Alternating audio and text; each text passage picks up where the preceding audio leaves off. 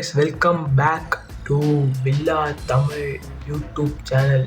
இந்த வீடியோவில் என்ன பார்க்க போகிறீங்கன்னா, என்னோட ரேண்ட்டை கேட்க போகிறீங்க. அதுதான் இந்த வீடியோவில்.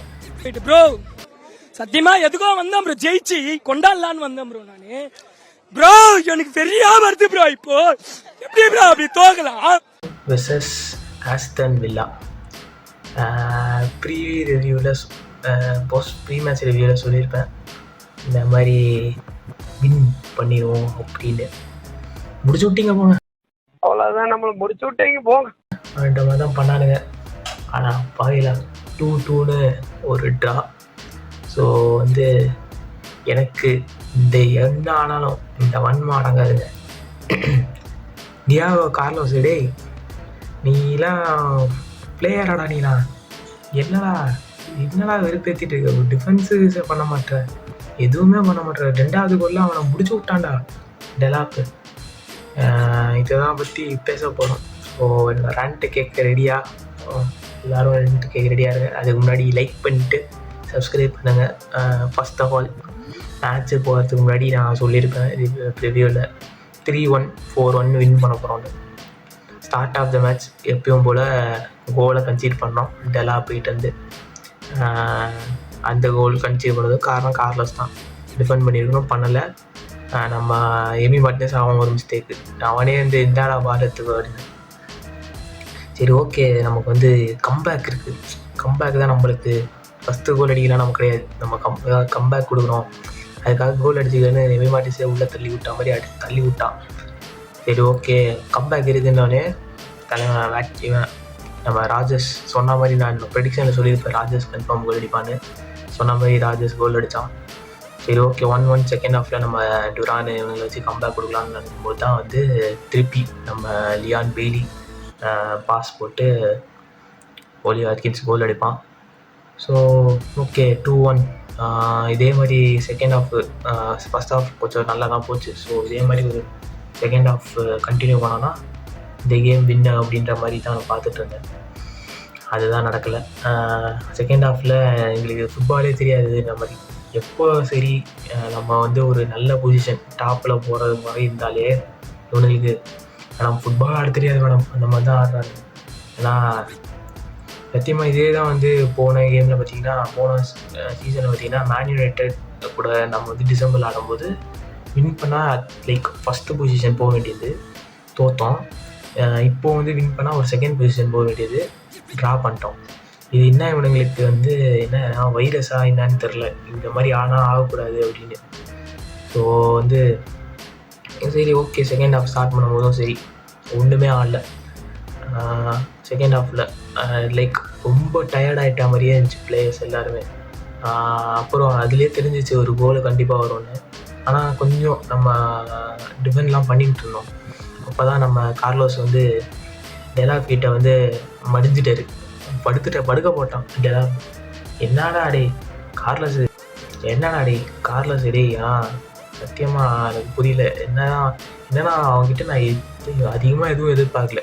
முன்னாடி வீடியோவில் சொல்லியிருப்பேன், தயவு செஞ்சு டிஃபென்ஸ் பண்ணுறான், அவனுடைய ஃபிசிக்கலை வச்சே ஆடாமல் டிஃபென்ஸ் பண்ணுறான்றதான் சொல்கிறேன். டிஃபெண்டும் பண்ண மாட்டான், மற்ற எதுவும் பாஸ் பண்ணுறான்னு சொல்லிட்டு பானத்துக்கு அடிச்சிட்டு இருக்கான். என்ன பண்ணுறான்னு தெரில.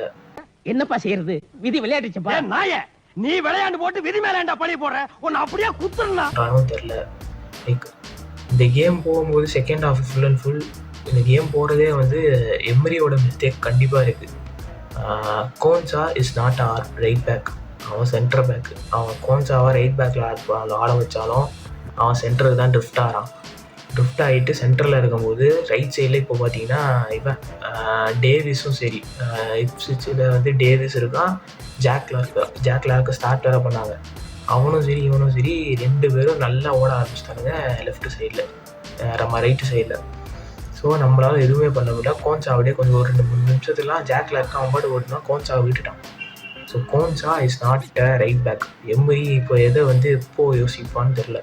Konsa is a centre back. Konsa இது பாவுட் வர வச்சுட்டு எனக்கு இன்னும் நம்ம பொகாடேவை வந்து ஒரு 3 மேட்ச் ஆட விட்டுருக்கோம்.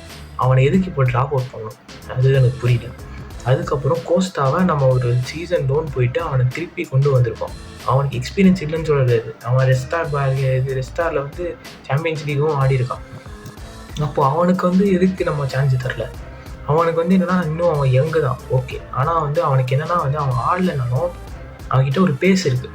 அந்த பேஸை வந்து வச்சு அவனால் டிஃபென்ஸ் பண்ண முடியும். இப்போது இப்ஸ்விச்னா அந்தளவுக்கு குவாலிட்டிலாம் இல்லை. டேவிஸும் கிளார்க்கும் மட்டும்தான். அவங்கள இது ஹோல்ட் பண்ணுறதுக்கு கோஸ்டா நல்லாவே ஆடிருப்பான். ஏன் கோஸ்டாவை இன்னும் பிலீஃப் இல்லை? எதுக்கு அவனை ஸ்டார்ட் பண்ணல? எதுக்கு இன்னும் கார்லோஸு ஒருத்தன் அவன் எப்போ என்ன பண்ணுறானே ஒரு டவுட்டாக இருக்கும்போது அவனை எதுக்கு ஸ்டார்ட் பண்ணுவோம்? இது சத்தியமாக புரியல. அப்புறம் நீ இப்போது மேட்சன் இப்போது நம்மளுக்கு வீக்னஸே ரைட் பேக்னா எதுக்காக ஒரு ரைட் பேக் சைனிங் வாங்காமல் மேட்சனை வந்து நம்ம இம்ப்ரூவ் பண்ணிவிட்டு மேட்சன் வச்சு ஸ்குவாட் டெப்த்தை நல்லா ஏற்றிட்டு மேட்சனை எதுக்கு ஸ்டார்ட் பண்ண மாட்டேன்? மேட்சனை எதுக்கு ஒரு 80 மினிட்ஸ் 70 மினிட்ஸில் கொண்டு வரான்? அதுவே ஒரு டவுட்டாக இருக்குது. ஸோ வந்து இந்த கேம் நிறைய கேள்விகள். என்னடா இது இப்படி இருக்குது அப்படின்னு இது ஓவர் ரியாக்ட் பண்ணுறதுனா இல்லை. ஏன்னா வந்து இந்த மாதிரி கேம்லாம் வந்து ஒரு இப்போ வரைக்கும் பார்த்திங்கன்னா ஒரு ஃபிக்ஸ்சர்ஸ் வந்து நமக்கு ஒரு பாசிட்டிவாக தான் இருக்குது. ஏன்னா வந்து இது வரைக்கும் வந்ததில் ஒரு கஷ்டமான ஃபிக்ஸ்சர்னால் வந்து ஆர்சனல் தான். அது ஓகே, தோற்றுட்டோம், விட்டுருங்க. இதெல்லாம் வந்து இப்ஸ்விச்லாம் வின்னபிள் ஃபிக்ஸ்சர். ஒரு டாப் 4 இப்போ டாப் 4 வந்து பார்த்திங்கன்னா 7 டீமுக்கு நடுவில் பிரச்சனை. 7 டீம் 8 டீம் இருக்காங்க அந்த டாப் 4 ஃபைட் பண்ணும்போது. இந்த மாதிரி ஒரு கேமில் பாயிண்ட் லூஸ் பண்ணுறதுலாம் ரொம்ப ரொம்ப இது எனக்கு ஒரு 2 நாள் எனக்கு வந்து மண்டை சூடாயிருச்சு. அதனால் சரி பொறுமையாக ரெக்கார்ட் பண்ணுவோம், அதெல்லாம் மண்டையிலேருந்து இறக்கிடலான்னு. ஸோ இதை தான் வந்து எனக்கு கார்லோஸ் வன்மம் குறையாது. கார்லோஸு இந்த நம்பர்லாம் அவனை தயவு செஞ்சு அமுச்சு விட்டுட்டு எனக்கு இவங்க ஓமர் சோலட்டே ஃப்ரீ ஏஜெண்ட்டாக வந்தான். நாங்கள் ஆல்ரெடி ஸ்கவுட் பண்ணது ஓமர் சோலட்லாம். அவனுக்கு என்னாச்சும் போவானுங்களான்னு பார்த்தா அதுவும் இல்லை, யூடினிஸ் போயிட்டான்னு நினைக்கிறேன். ஸோ வந்து கார்லோஸு எப்படியாச்சும் சம்பரில் மூவ் ஆன் பண்ணிட்டு ஒரு நல்ல சென்டர் பேக் கொண்டு வரணும். இப்போது மிங்ஸு திரும்பி வரான். மிங்ஸு வந்தும் இன்டர்நேஷ்னல் பேக்கப்பும் மிங்ஸும் கமலாவும் பேக்குன்னு சொல்லியிருக்காங்க. ஆனால் அவங்க வந்து அதே ஃபார்மில் ப்ரீ ஏசிஎல் ஃபார்ம் இருப்பாங்களா தெரியல. ஸோ வந்து இப்போது வந்து கார்லோஸை நம்பி நம்ம இது பண்ண முடியும். ஸோ இந்த கேமு பார்த்திங்கன்னா எனக்கு ஃபுல் அண்ட் ஃபுல் மண்டை சூடு ஏறின கேமு. ஒரு வின்னபிள் கேமு, வின்னபிள் பொசிஷனில் இருந்த கேமு பாட்டில் பண்ணிட்டோம். அவ்வளோதான் இதை பற்றி சொல்லணும்னா. ஸோ என்னோடய ரேண்ட்டு அப்படியே மண்டியிலேருந்து எல்லா ரேண்ட்டும் கொட்டிட்டேன். ஸோ அப்படியே வந்து பார்த்திங்கன்னா அடுத்து வந்து சாம்பியன்ஸ் லீக் நான் இன்றைக்கி வீடியோ போடுறேன்னா இன்றைக்கி இருக்கும் Champions League game against Bayern Munich. எனக்கு அதை பற்றி தனியாக ப்ரீவியூ ஷோ போடலாம் இல்லை. என்னன்னா மோஸ்ட்லி தோக்குறதா மாதிரி தான் இருக்கும். எனக்கு அந்தளவுக்கு கான்ஃபிடென்ஸ் இந்த கேமில். ஏன்னா கார்லோஸ் ஸ்டார்ட் பண்ணேன்னா மூசியாலாம் இவனை மாதிரி கிளார்க்கு மாதிரி ஒரு 2-3 சான்ஸ்லாம் விட மாட்டான். எல்லா சான்ஸும் தூக்கி அடிச்சிடுவான், கோல் அடிச்சிடுவான், இல்லை கேனும் நல்லா ஆடான், ஈஸியாக தாண்டி போயிடும். இந்த கேம் முக்கியமான game. I don't want Carlos to start. I want Konsa, Pau with Costa. நீ கோஸ்டா பொகாடி எவன் வச்சு நீ என்ன ரிஸ்க் ஆனாலும் சரி, கேமே லூஸ் பண்ணாலும் சரி, nothing to win for this game. So அப்போது வந்து நீ கோஸ்டாவை வந்து பேக் பண்ணி எமரியை வந்து கொடுத்தா தான் இந்த கேம் ஓரளவுக்காச்சு போகும்.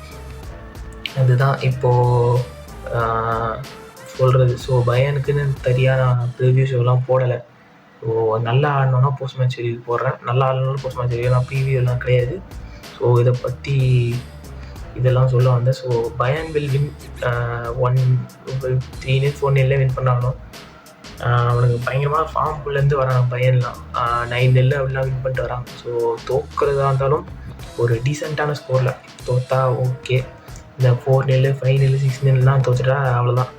ஒரு வாரத்தில் என்னை காணாதீர்கள் அப்படியே நான் வந்து எஸ்கேப் ஆகி போயிடுறேன். ஸோ அதுதான். ஸோ இது இப்ஸ்விச் டவுனே ஒரு கான்ஃபிடென்ட் ஏற்றி நம்ம பயனுக்கு ஒரு நல்லாவாச்சு பர்ஃபார்ம் பண்ணலான்னு யோசிச்சது. அதுலேயும் முடிச்சு விட்டாங்க போக பார்ப்போம் என்னன்னு. ஸோ இதை தான் இந்த வீடியோவில் சொல்ல வந்தேன். ஸோ இந்த வீடியோவில் என்னோடய ரேண்ட்டெல்லாம் கேட்டிருக்கீங்க. ஸோ அப்படியே இதை விட டபுள் மடங்கு ரேண்ட்டாக பயனோட போஸ்ட் மேட்ச் ரிவ்யூவில் வரேன். So until then